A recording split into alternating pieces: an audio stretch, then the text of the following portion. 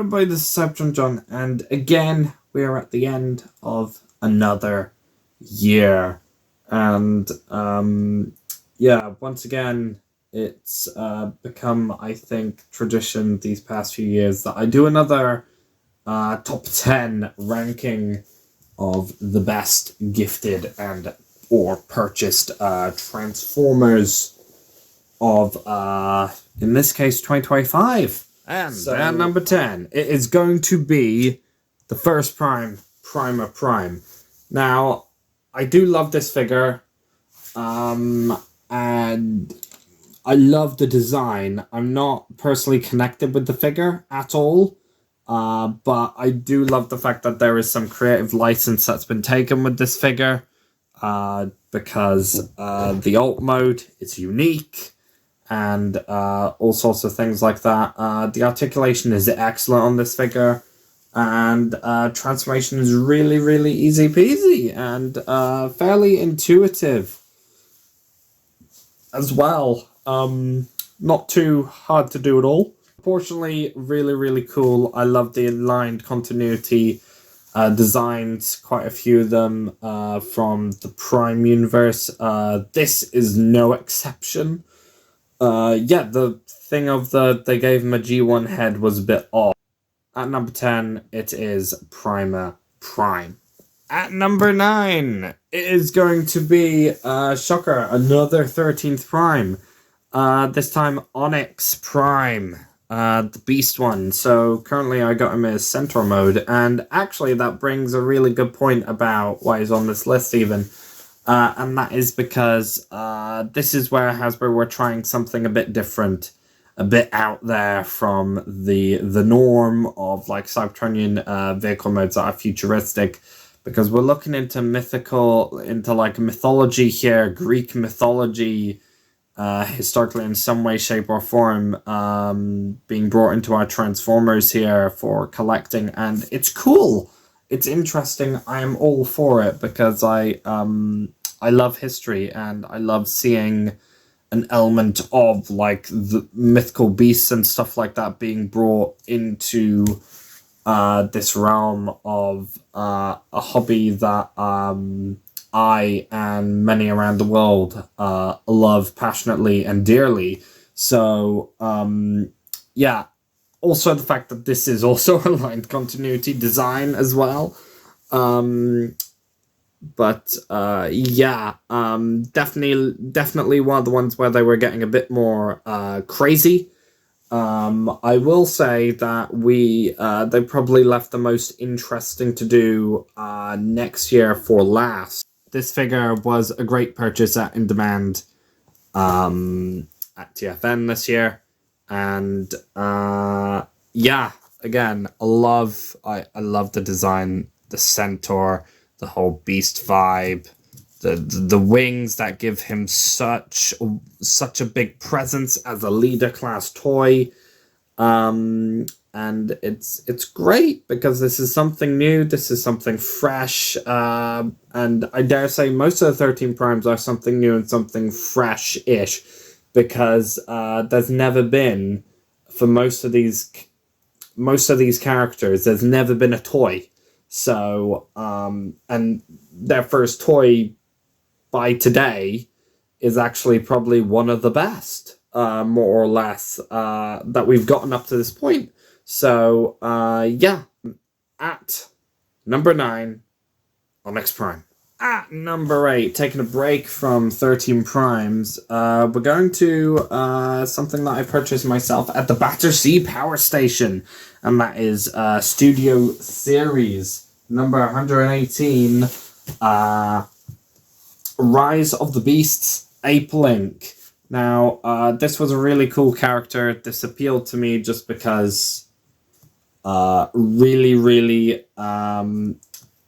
obscure character being brought to the spotlight, and I love this design. I mean, I think it's more because of the mouth plate probably than anything. I love the ape mode, I do love the robot mode, and yeah, the back here, if you can see underneath, You got all them pipes and gubbins under there. And that is really, really cool as well. And for a leader class toy, I mean, other than the fact that he doesn't feel hefty, he is chunky. He's chunky looking, and you can kind of get those sword blades out there as well. And I think it's a really, really good figure.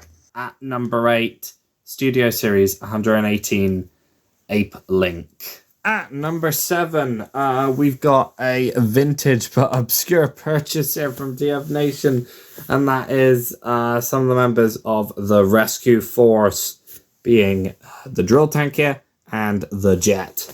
And I will be looking for the other two, because I really want to do the combination of big rescue with these guys. One of the things that's interesting about these characters is how obscure, how mysteriously shrouded in mysteries these figures are, because they just came out at the full-on tail end of G1. Not a whole lot is known about these characters. They've not had any, well, they've had little to no media presence at all. Also, the fact that these are Leo Kaiser, G1 Leo Kaiser molds as well. So this was a way for you to actually try and obtain the G1 Leo Kaiser in some way, shape, or form. Even though the Autobot version of the combination actually was not as cool as the Decepticon version in Japan. At number 7, it is the Rescue Force Jet and Rescue Force Drill Tank.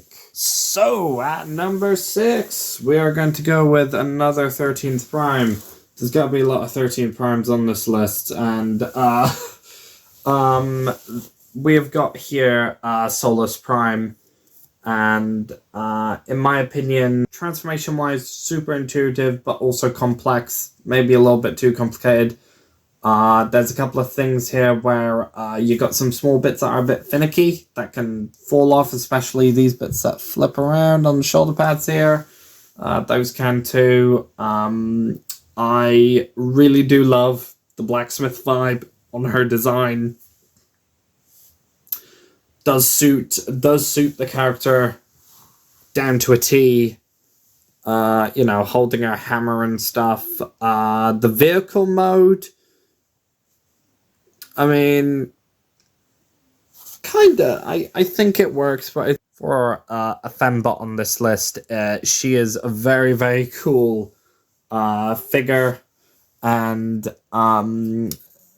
this is probably the first and also best Solus figure that we've got really in terms of like proper, because most of these figures will have just been the Prime Masters from Power of the Primes. They weren't proper figures, they were more just to, I think, get the trademark, more or less. At number 6, Solus Prime.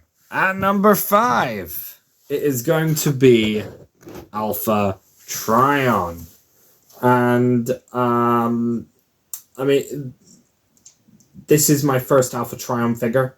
I'm pretty pleased with the design. I do like this one. I like there's an element of youth to him. I like the element of posability with him. A little bit bummed out by the riveted pin missing on his kneecap.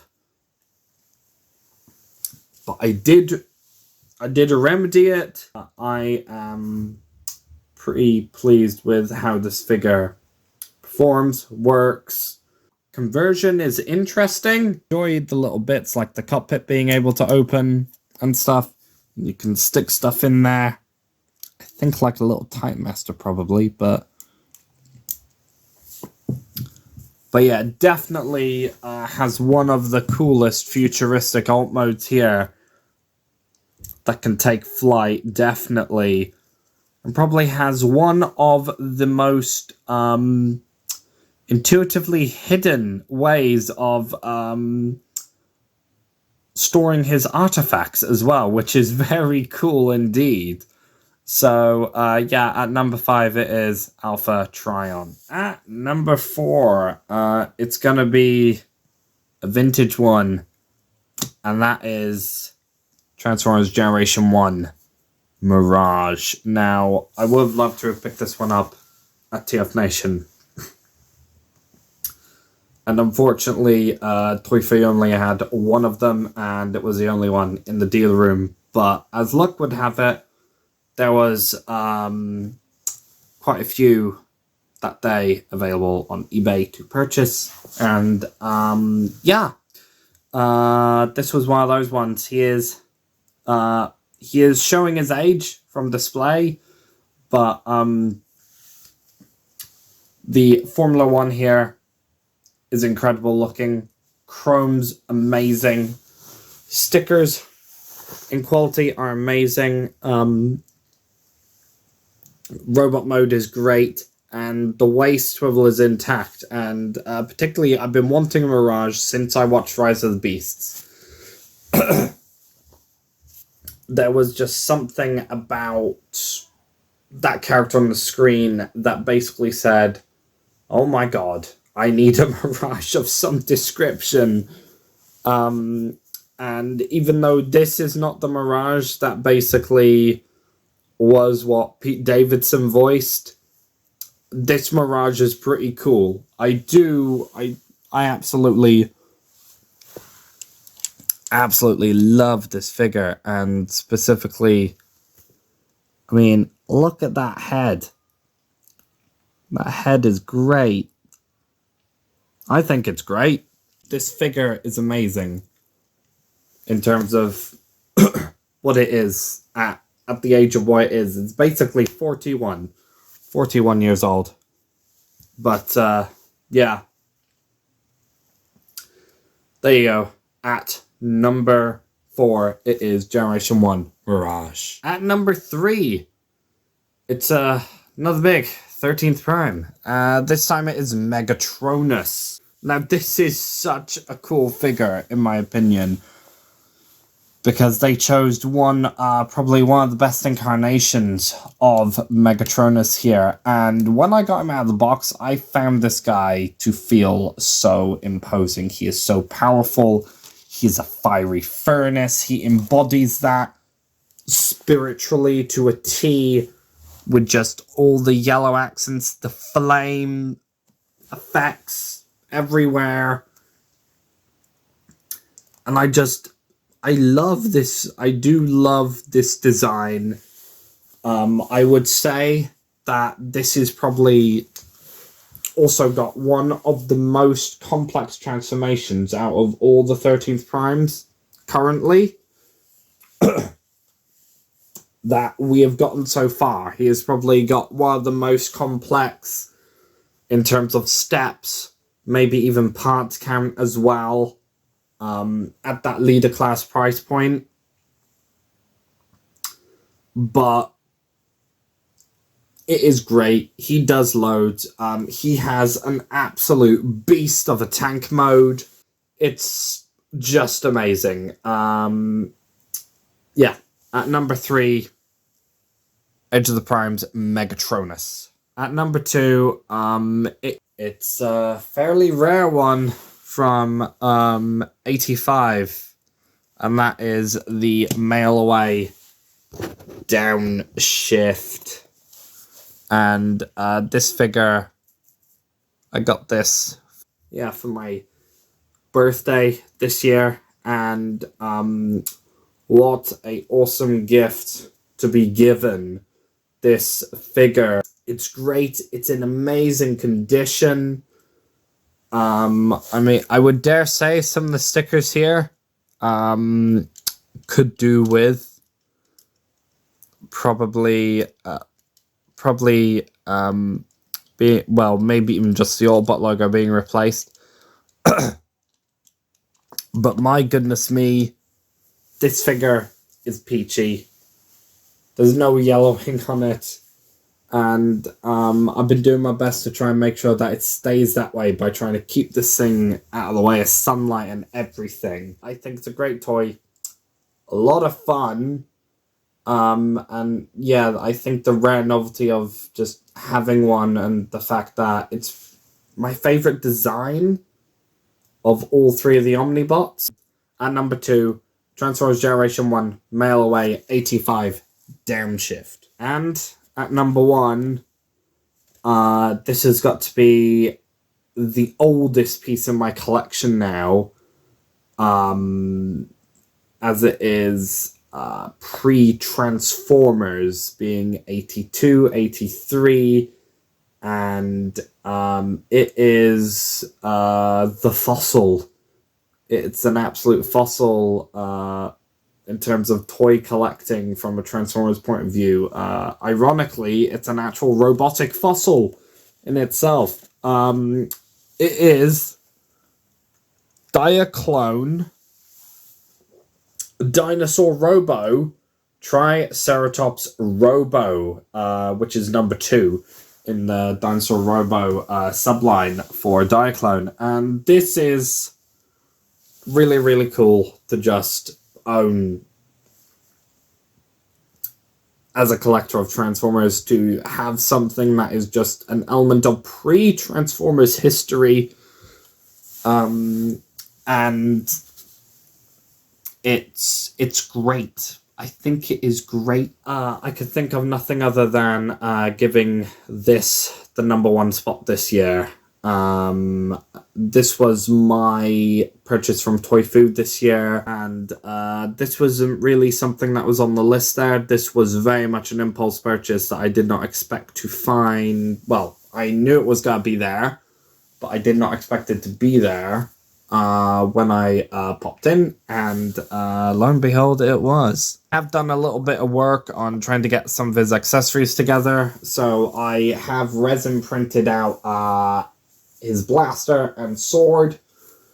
I'm gonna see about getting a chrome pen to chrome him up at some point, and then all I'm basically missing are missiles for the launcher, and I'm missing the Diaclone pilot. On eBay, it is really stupid prices for the Diaclone pilot. It's gonna be easier if I probably resin print my own and just design it. At number 1 spot is Triceratops Robo. Yeah, so there you go. That is my top 10 best purchased and gifted of 2025. And as for the changes that are going to be happening on this channel, for definitely next year, and possibly even the year after, I will not be going to TF Nation, so there will not be a TF Nation video next year. But I've got something that I've thought about in the works for a TF Nation themed video next year. Yeah, I will see you all in 2026. Hope everybody had a good Christmas and Happy New Year to all of you. And I seriously hope that this year, well, I seriously hope that next year is going to be so much better than 2025 in a lot of ways. But also, I hope it's going to be a good one for Transformers collecting and just be bigger than this year in general. So yeah, this has been Cybertron John. Peace out.